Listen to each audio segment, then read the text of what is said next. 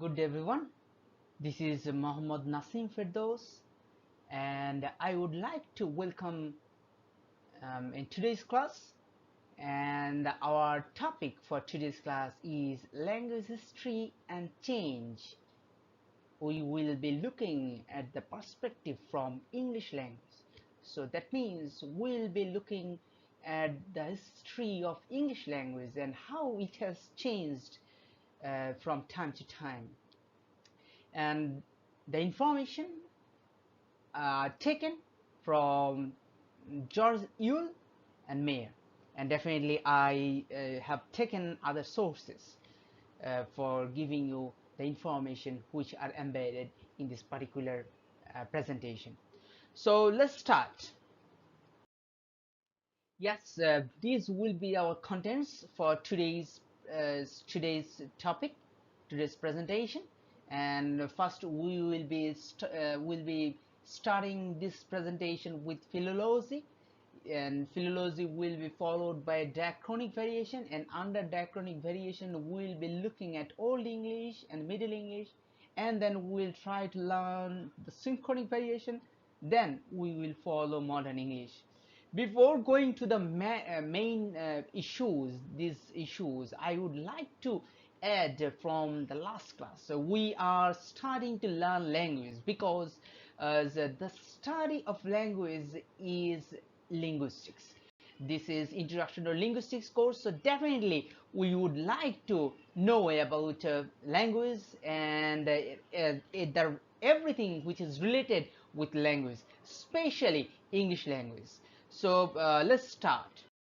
Yes, by Yule, philology was referred as investigating the features of older languages and the ways in which they developed into modern languages. Involves us in the study of language history and change, also known as philology.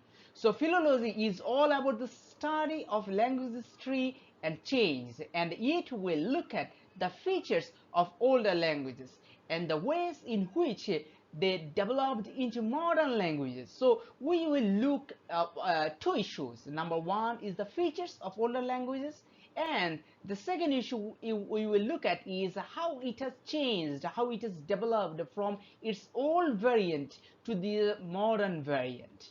And this is all about the philology. But I would like to tell you to look at carefully. Please do not mingle with the phonology. Okay, this is philology. This is not phonology. Okay, now I will give you some moment to look to look briefly in this picture. So just look at it and try to identify what can be this thing. Anything that will be that will come to your mind, and you can preserve that in your mind. Will be coming to that again. Okay, so carefully look at this. I am giving you 5 seconds. 5, 4, 3, 2, 1. I have a I have a text. Okay, I have a text here, and look at this here. Definitely, it seems some lines in there, some words. Some consider it as a sentence or phrases, and definitely most of you can identify some letters like this one, this one, this one, this one, or maybe this one, or this one, or this one.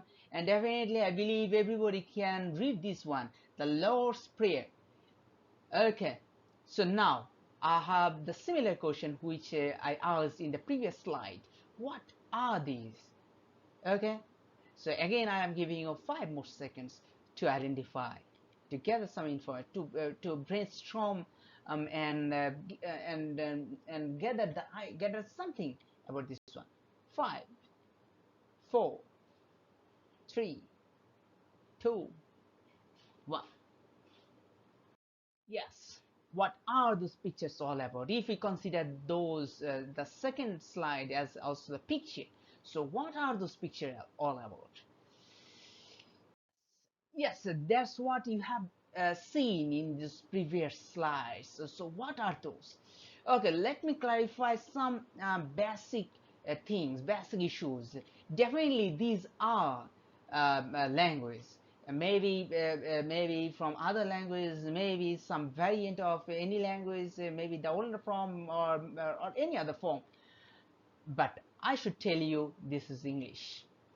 This is one of the variants of English, and this particular page you are looking at is the manuscript, is the first page of the manuscript Beowulf. Beowulf is the first written manuscript in English language. So this is the first one, and here you will find that in that the writing, this is a poem, and you will find these lines are the rhymes in here, and this poem has taken from this particular poem. Lines have been taken from this particular poem, the Lord's Prayer. Okay, so here I have depicted tree diagram of languages, as we are talking about the history of languages. So how these languages have generated. In other slide we have talked about how sounds are generated to make it a language. Now we have lots of languages, so how these all languages have come to this one. So this tree diagram has generated, and I have taken it from Yule's book. Definitely you will find that I have given proper description in Moodle there. So I would like to look at very closely. So uh, the experts, they think that all the languages have this common source, then that is Indo-European. From Indo-European, this 1 2 3 4 5 6 major variant has come, major languages have come, and those major languages have produced more languages. For example, English is come from the Germanic, and Germanic is the source. Germanic is the form of this language has come from the Indo-European. Of course, I would like to look at you this particular language, which is Bengali, which comes from Sanskrit, that means from Indic, and that is from Indo-Iranian, and you will find Indo-European there. And Germanic, Celtic, Italic, Hellenic, Balto-Slavic, Indo-Iranian, these are the major languages. So if we want to look back how these languages are come from, this particular tree diagram of or the family tree of the languages should come in front of you every time. Okay, so as we are discussing and would like to look at the history of English language, definitely these things will help us a lot. So the history of English language has been sectioned in these major four sections: Old English, Middle English, Early Modern English, and Modern English. But I should tell you that different sources have different segments. Like in Yule, you will find only Old English, Middle English, and Modern English. And in other references, you will find Old English, Middle English, Early Modern English, and Postmodern English in there. And of course, the time also have different sources have different time frame as well, because you know that no language can be changed or can be generated in particular one day or in 1 year or in a very specific moment. So there is no specific date for that. So that's why some says that okay, Old English start from 449 to 1066, and Middle English start from 1066 to 1500, and then Early Modern English period is 1500 to 1800, and Modern English comes from 1800 to the present day. So there are different sources, different and varieties. I would like you to follow any particular any particular source, and when you will follow any particular source, you will maintain and maintain following information of that particular source. You don't mingle with different sources. That's what I mean. I have shown you these things, and in the later slides I will be showing a different section as well in order to understand. Okay, now we have major two sections. Number one is diachronic variation, and another one is synchronic variation. Diachronic variation is a study of the language from a historical perspective. A diachronic study of English would investigate early periods Yes, a diachronic study of English would investigate earlier periods of English, such as Old English or Middle English. That means when we will be looking back, we will be looking at the previous form of a language that will be studied under diachronic variation. For example, when we'll be looking at the older form of English or the form which generated in the middle, that's the time we will be studying the diachronic variation of English language. So definitely studying a language from a historical perspective, that's what we are referring as diachronic variation. And that's why we'll be looking at Old English and Middle English. So mainly, what is Old English? What is Old English all about? The primary sources, this is very interesting stat and information. English is the language English is generated from the Germanic languages spoken by a group of tribes from Northern Europe. And this group of tribes are known as Anglo-Saxon and Jutes, and they have moved Europe into British Isle in the 5th century. That's why I said earlier that 449. So from their movement from Europe to the British Isles, that's the time it was referred. And the language they used was English. Okay, the language they use, these tribes use to communicate themselves is known as English, and the land they used to roam around, they live there, is known as England land. So definitely you can get a connection English from English and England land, which is now England. So definitely you will find some relation and in between. And the examples of those variant is like men, M-A-N-N, which the present form of man is man. And then with is the present form of with is woman. And the child is the present form is child. So these are the changes we can find from Old English to the present form of English. And the especially English is mostly inspired from Latin language in between 6 to 8 centuries because lots of events are there. Different events are very much responsible for the inclusion of vocabulary, and the words are there. So one of the major event is that conversion to Christianity. So that's why the language related with Christian religion comes. The words related with Christian religion comes in English language, and those are bishop, candle, church. Those words are the Latin words which comes into English language, and those happen in 6 to 8 centuries. And of course, there is another tribe, another group named as Old Norse. They are the Vikings. So from 8th to 10th centuries, they came from North Europeans, which is known as Vikings, I said. So, and from their languages, some words, some vocabularies came into English language, and some of them are law, leg, and skin. So there are lots of various varieties. Definitely you will find it in your book, and in other sources I have also attached some other material as well. So definitely you will find that. So the some summary of Old English. So look at in here is the region is 450 to 1066.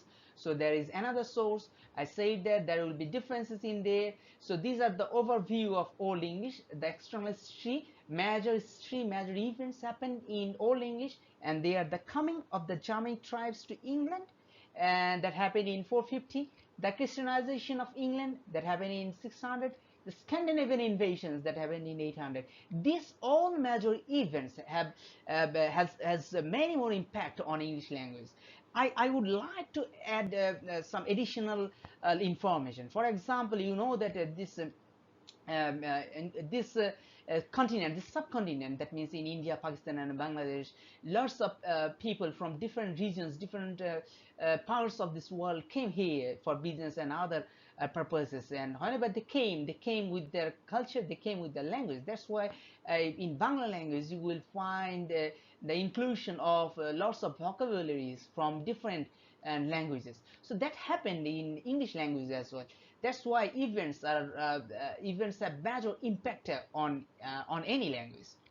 The literature which refer is that the Belf, that is the epic literature. I have mentioned this before in the earlier slides. Some minor poetry in there from 600 onwards, and of course the Anglo-Saxon Chronicle. These are the literature which has the depiction of Old English. And the changes which can be found, yes, definitely the changes in the sound, and you will find under Old English the grammatical system, the way they are sectionized, the structures so were there are some changes in there. And of course in the vocabulary there are some Latin borrowings, as we say that Latin languages from Christianization, some Latin words are there. Scandinavian invasions were there, so some Scandinavian words also borrowed in English language, so that happened in the vocabulary section as well. Okay then, Middle English. So what happened there? How this language has changed? I said earlier that it did not happen in a single phrase of time or in a day, in a moment. So, but there are some major issues which is very much responsible to make these differences, to show the changes. And one of them is the arrival of Norman friends in England. The invasion of Norman French king in England has lots of changes, is the reason for lots of changes in Middle English period. And that those are the language of the nobility, the government, the law, and civilized life in England for the next 200 years was French. As the French as a king invaded England, so that's why he did not come only in England. Rather, he came with his culture, with his language, and those languages had impact in English language because as he was a part of ruler class, so the language of ruler class added in the dictionary, and there were classes based on the languages. The classes were decided. Even now, you can find this in our culture, in our language as well. Based on the use of language, on the vocabulary, we can separate the status. We can separate the social status in a society. The words, major words that come are army, code, defense. Of course, there are lots of words there. And the peasants worked on the land and reared sheep, cows, and swine. Words from Old English. So the peasants, that means the lower class people, the people who are rearing sheep and other doing land works and other things. Their words are referred and came from the Old English, but the upper class they referred it as mutton. Sorry, mutton, beef, and pork, and which words are based from French. So these are the changes we can easily identify in the sphere. And in 1400 to 1600, that separated Chaucer and Shakespeare, because the literature came there. There are lots of things in there, so you will easily find that. That's why the sounds of English underwent a substantial change known as the Great Vowel Shift. So the major change, we can say that one of the major changes in Middle English from Old English is the Great Vowel Shift. The changes in producing the vowel sounds. Then, and look at it here. Uh, Ask from the Axian, and Frist from the Frist is the prime sound, which is presently referred as fast. And of course, the syntactic changes. Subject could follow the verb, as in fadahi, rather than starting with the subject and followed by verb. The structure was like fadahi. That means first the verb and then the subject. So the syntactic changes is there. Of course, there are also semantic changes in there. The word foen, meaning the thrust of a sword, but you know that this particular word is no longer valid because we don't need the sword at this moment. The era of sword and of those things have changed. So that's how the phrases and the meanings also have changed from that particular point of view. Okay, so these are the overview, Middle English, 1100 to 1500. The major issues are the coming of Anglo-Normans to England that happened in 1066. That's why the Middle English, some references separated it from 1066 to 1500. The break with friends that happened in 1204, the introduction of printing, and that is one of the major issues whenever printing has invented. So that's how languages have spread from one particular geographical region to another geographical region, and as printing, that means it is very much existed. So that's how language has been spread, especially English language. And the literature, continuations of the Anglo-Saxon Chronicle, we had Anglo-Saxon Chronicle in Old English, and it also continued in the Middle English. Alliterative verse revival, and that happened in 14th century, so there are some verse in there. And of course, one of the major literature is Geoffrey Chaucer, father of English literature, and from 1340 to 1399, and that is the period the literature generated by Geoffrey Chaucer has you can find Middle English, the forms of Middle English in their English literature. And of course, we will also find the changes. Sound system, we already talked about that. Grammatical system, yes, the grammar has changed as the syntactic structure. And vocabulary, Anglo-Norman and Central borrowings were there. So lots of vocabulary is included in that particular period. Okay, now the second section, and that is synchronic variation. Synchronic, um, uh, you have heard this particular word synchronic from synchronization or from others. Synchronic variation actually refers the current one, studying a language in its current form. That means contemporary form. A synchronic study of English. So as we are talking about synchronic variation, so if it is happen to English language, so what would happen? Would focus on contemporary English, the present form of English language. English as it is spoken and written in the early 21st century. So how English is spoken and designed and carrying on in the present form is a study which is elaborated or described under synchronic variation. So that's why we'll be looking at modern English to understand how English language is formed in the present condition. So that's the issue. The great vowel shift rightfully dominates discussion of the changes from Middle English to modern English because it is systematic, logical, and comprehensive. All of the long vowels in words that were in Middle English were affected. So we know that the great vowel shift were there in Middle English, and that continued in modern English as well. And all long vowels are there, and which has a very good impact and major impact in modern English. And there are lots of dialects of English. We know that printing were invented, so that's why languages have been and followed. So that's why it has done the advent of the printing press. That's what I'm saying. William Caxton brought the printing press to England in 1476, and that happened to the standardization of English. So when the language has come from the standard variant, so that means from other regions, the other people started to learn English language. And of course the spread of English in colonial period, and that's the major impact in there. British, they have spread all over the world, and they moved with the language, with the culture, so they have spread the English language in there in all their colonized areas. And the vocabulary of English, yes, they're affected by the expansion of the British Empire. As British Empire has been expanded from different regions, so from different regions, the words, the vocabularies have come to English language. For example, taboo from Polynesian, bungalow and jungle are from Indian languages, and tea and ketchup from Chinese languages included in modern English. So where is the overall form? External history, the Renaissance in England in 16th century and later. The development of overseas colonies. Yes, England has expanded their colonies in there in 17th century and later.